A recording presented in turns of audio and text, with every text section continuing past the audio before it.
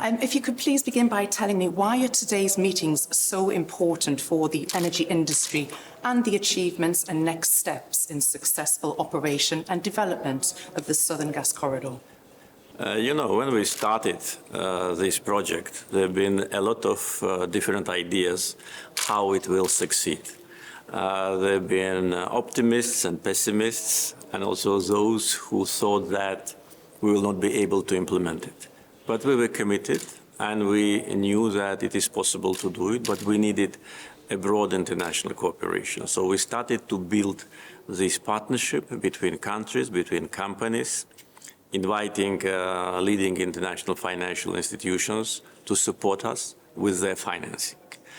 And 3,500 kilometers long pipeline is now a reality. Yeah. It's not a dream any longer. And it is embracing more and more countries because, as I said today at the opening session, we have new interconnectors which allow to transport natural gas to new destinations.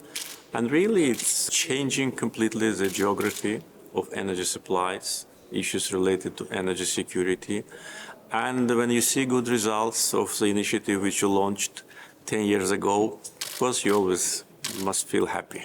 It's a very pivotal year as well. COP29 is on the horizon, and the development of these renewable energy projects really showcase how Azerbaijan is trailblazing the future of sustainable energy. Yes, I think this is part of our overall green agenda and our feeling of responsibility, because the countries rich with fossil fuel should be among the front runners in green transition. We do it not because we lack traditional resources, but because we want to contribute using the financing, using the revenues which we get from oil and gas sales to invest in renewables and to create a common understanding about the need for them.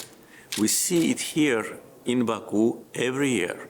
Every year we see how Caspian Sea is becoming more and more shallow. Everybody who lives by the seaside sees it, even here in the center of Baku. So we see the implication and dangerous implication of the climate change, less water in our rivers, less snow in our mountains, less water in the Caspian Sea. And if we don't address this issue with passion and with a commitment, then all of us will suffer. So renewable projects agenda of Azerbaijan is very ambitious. Caspian Sea potential of Azerbaijan is 157 gigawatt, which is based on the assessment of International Financial Corporation.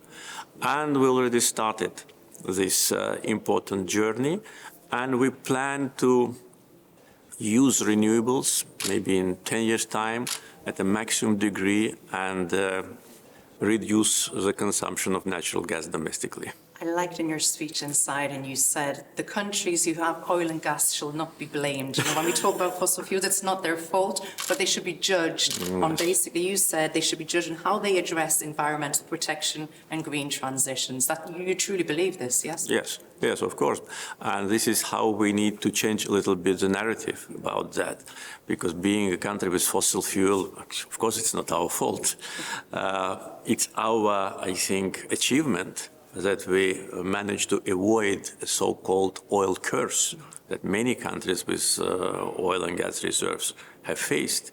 We transformed oil into development. We managed to provide a fair distribution of wealth. We reduced poverty in Azerbaijan during the last 20 years from 50% to 5%.